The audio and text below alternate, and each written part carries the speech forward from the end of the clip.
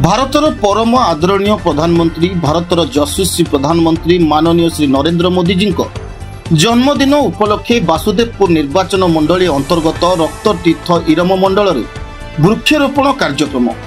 श्री मोदी जी स्वच्छ भारत अभियान mission life परिवेश जीवन शैली एवं बृहत वनीकरण कार्यक्रम भली पदक्षेप माध्यम प्रकृति सहित समन्वय रक्षा करने और तांको पथ अनुसरण करथिले। आज वासुदेवपुर निर्वाचन मंडली अंतर्गत रक्ततीर्थ इरम मंडल में भारतीय यशस्वी प्रधानमंत्री श्री नरेंद्र मोदी जन्मदिन उपलक्षे सेवा पक्ष कार्यक्रम इरम शहीद स्तंभ प्रांगण में स्वच्छता अभियान कार्यक्रम करने रक्ततीर्थ इरम ठारे सफाई कार्यक्रम इरम मेडिकल इरम विभिन्न मंदिर परिसर में सफाई कार्यक्रम अनुष्ठित होईछि। एथिरे योगदान करथिले वासुदेवपुर निर्वाचन मंडली विधानसभा नेता श्रीयुक्त वाणी कल्याण महांती, रक्ततीर्थ मंडल सभापति श्री विजय कुमार माझी, पद्मपुर मंडल सभापति लिकुन दलाई, वरिष्ठ कार्यकर्ता उमाकांत रणा, श्री निर्मल कुमार पंडा, विजय कुमार विश्वाल, अनांदी बेहरा, अजय नायक, उमाकांत डाकुआ, सत्यनारायण दास, रमेश घोड़े समेत बीजेपी दल कार्यकर्ता माने उपस्थित रही। मो ना उमाकांत रणा इरम। आज कौन कार्यक्रम?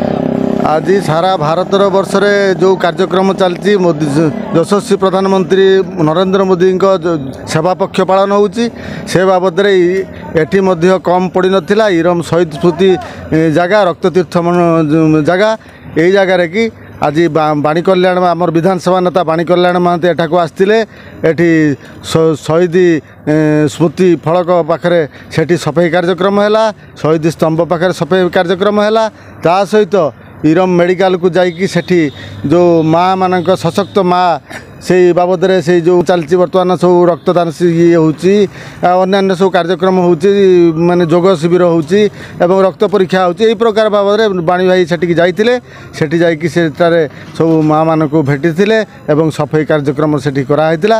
यही भाव में कार्यक्रम आज सब पालित है। नरेंद्र मोदी जन्मदिन उपलक्षे प्रत्येक वर्ष सेवा पक्ष पालन हुए आमर से सेवा पक्ष उपलक्षे आज सफाई कार्यक्रम थिला। वासुदेवपुर निर्वाचन मंडल जो रक्ततीर्थ इरम अच्छे आपण मैंने जानते केवल ओडिशार गौरव नुह सारा भारत वर्षर द्वितीय जालियानवाग जहाँ कह जाए। आज से शहीद स्मृति स्तंभ पाखे आम मैंने स्वच्छ भारत कार्यक्रम कलु। भद्रकରୁ शेख साहिद कादिर को report the Republic Odisha 24 news.